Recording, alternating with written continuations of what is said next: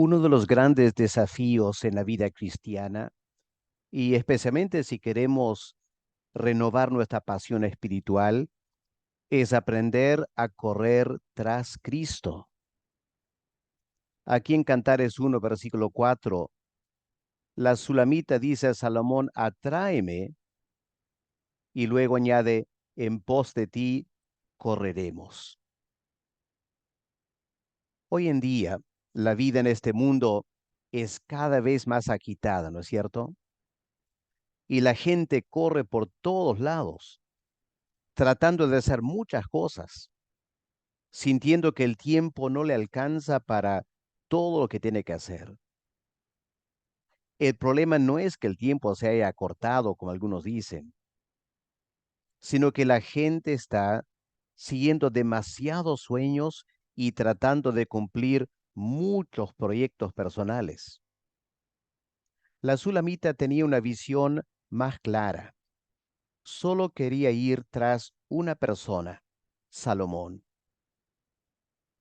Como dijera el rey David en Salmo 27, versículo 4, una cosa he demandado a Jehová, esta buscaré, que esté yo en la casa de Jehová todos los días de mi vida, para contemplar la hermosura de Jehová y para inquirir en su templo. Me parece que es con esa misma claridad de criterio y pensamiento que la Sulamita exclama, en pos de ti correremos.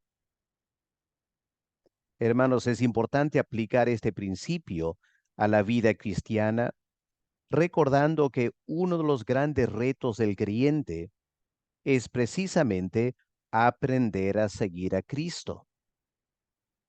Para lograrlo, nuestra primera responsabilidad es poner nuestra mirada en Él, como nos exhorta el autor de la carta a los Hebreos, cuando él escribe en Hebreos 12, versículo 2, puestos los ojos en Jesús.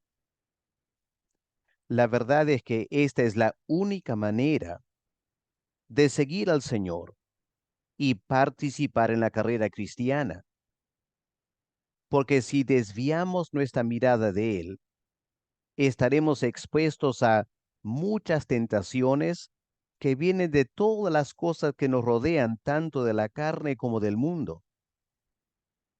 ¿Se acuerdan cuando Pedro trató de caminar sobre las aguas para ir a Cristo? Él logró hacerlo mientras tenía su mirada puesta en Él. En Mateo 14, versículo 29, leemos que Pedro caminaba sobre las aguas yendo hacia Jesús, mirando al Señor Jesús.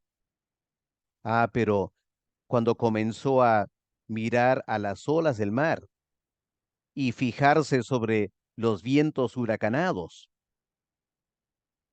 dejó de avanzar y comenzó a hundirse en las aguas del mar de Galilea. El propósito de poner nuestra mirada en el Señor es poder seguir sus pisadas. Cuán importante es enfatizar esto porque el verdadero discípulo no solo estudia la vida de Cristo en forma teórica para aprender cosas interesantes de Jesús y lo que él hizo, sino que aplica a su vida personal lo que aprende del Señor, procurando ser semejante a Cristo en cada detalle de nuestras vidas. Por eso Pedro dijo a los creyentes del primer siglo, Cristo padeció por nosotros, dejándonos ejemplo para que sigáis sus pisadas. En otras palabras, no deben solo celebrar que Cristo murió por nosotros. Debemos también sufrir por Cristo. Eso es seguir sus pisadas. Ahora, en este pasaje, primera de Pedro 2, versículo 21, la palabra ejemplo, dejándonos ejemplo para que sigáis sus pisadas, en el idioma griego esa palabra es Jupogramos, que significa algo escrito debajo de. Jupo es una preposición, significa debajo de, y la palabra gramos, de la cual tenemos gramática en español, significa escribir. Así que la palabra que Pedro usa aquí viene del mundo de la pedagogía. En el primer siglo, cuando un tutor quería enseñar a un niño a escribir, ¿cómo lo hacía? Elaboraba una tabla de arcilla donde él trazaba letras o palabras finamente, con el fin de que el niño escribiera encima de ellas, siguiendo exactamente el trazo del maestro. Hoy en día, profesores usan cuadernos ya impresos, ¿no es cierto? En esos cuadernos, las letras están escritas con puntitos y el estudiante debe escribir encima de los puntos para aprender a trazar perfectamente cada letra. El uso de esta palabra, ejemplo, indica que Pedro no estaba exhortando a los creyentes a seguir el modelo de vida de Cristo en forma general, sino que les instaba a copiar exactamente su forma de vida en la manera más precisa posible. Una ilustración servirá para explicar lo que Pedro estaba queriendo decir aquí. ¿Se acuerdan cuando el Señor tenía 12 años? Sus padres lo llevaron a Jerusalén para participar en la fiesta de la Pascua, según la ley lo exigía. Al fin del tiempo establecido para la fiesta, todos volvieron a casa, menos el Señor Jesús. Sus padres, José y María, pensaron que Jesús se comportaría como los demás niños de su edad, andando con sus primos o sus tíos, y por eso no se preocuparon por el Señor, confiando que Él estaba entre la compañía, como leemos en Lucas 2, versículo 44. Al fin del día, cuando se dieron cuenta de su error, volvieron a prisa a Jerusalén, donde cometieron un segundo error.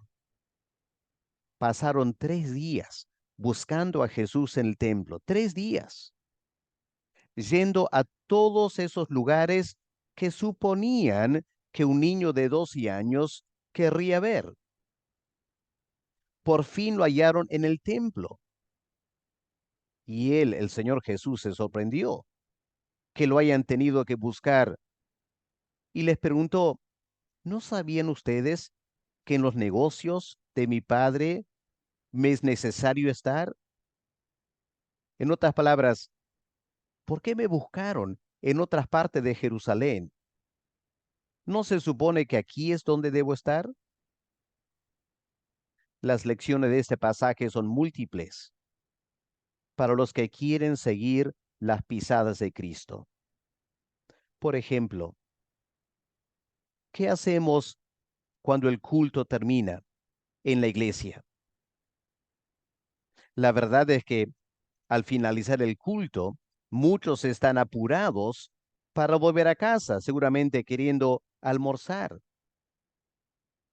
Sin embargo, ese tiempo después del culto es un excelente momento para conversar con los demás hermanos.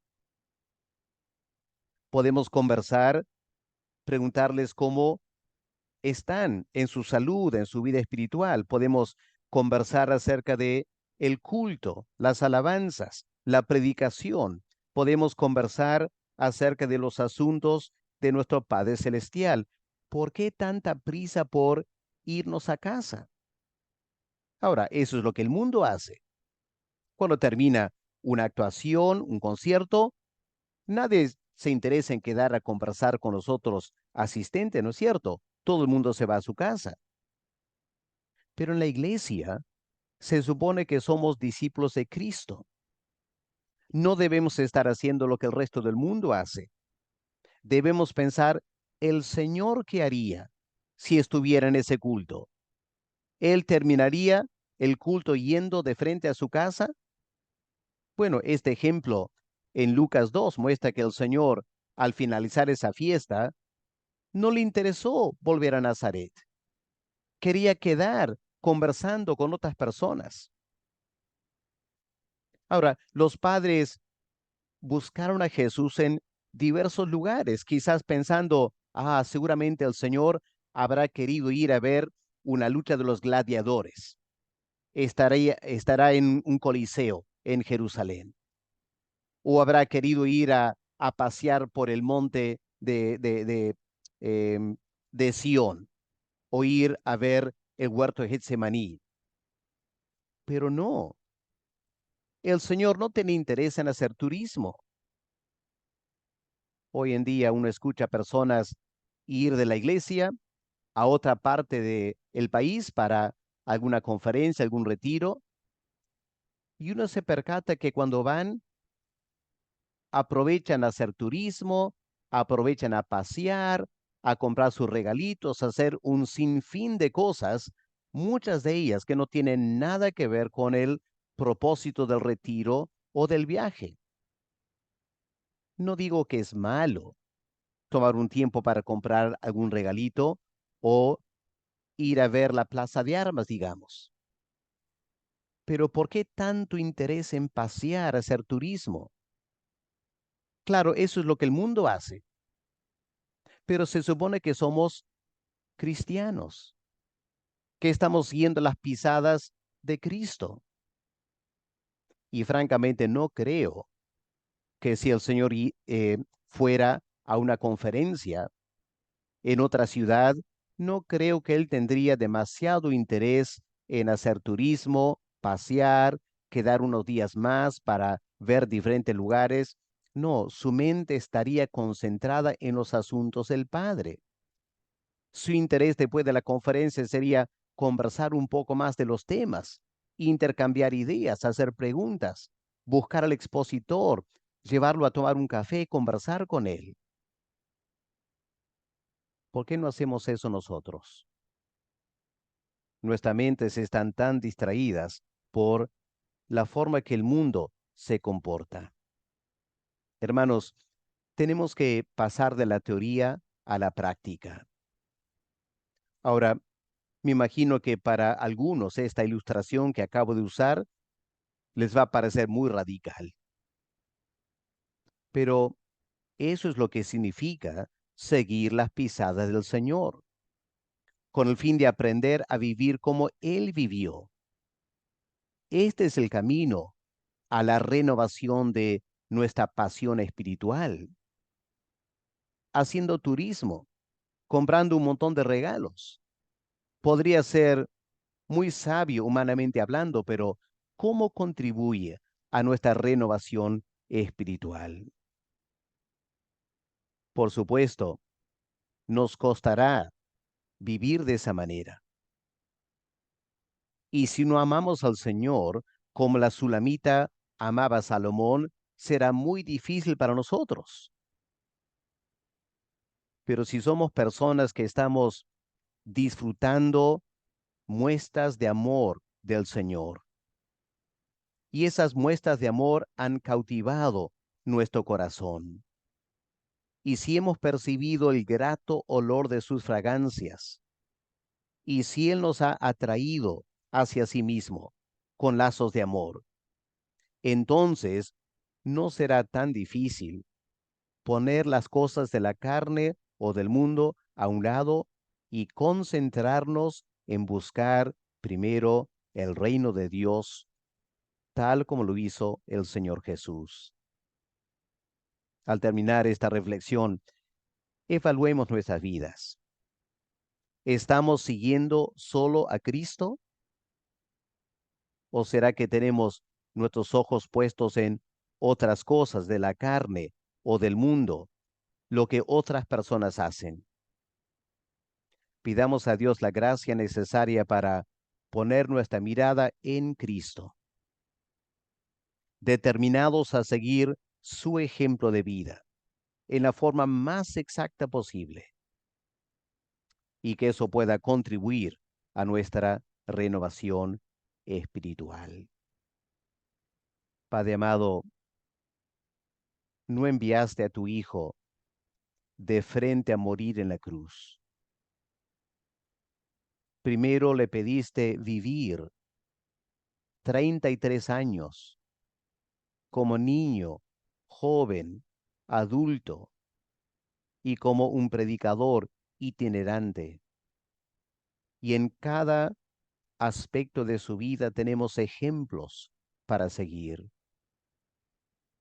Padre, perdónanos porque muchas veces leemos los evangelios solo para aprender las cosas que Cristo hizo y no lo estamos tomando como ese modelo de vida para nosotros, que aprendamos a seguir el ejemplo de Cristo, andar como Él anduvo aquí en la tierra. Padre, perdónanos por tanta superficialidad. Permítenos aprender a caminar en pos de Cristo y que eso pueda contribuir a una renovación de nuestra vida espiritual. En el nombre del Señor Jesús te lo pedimos. Amén.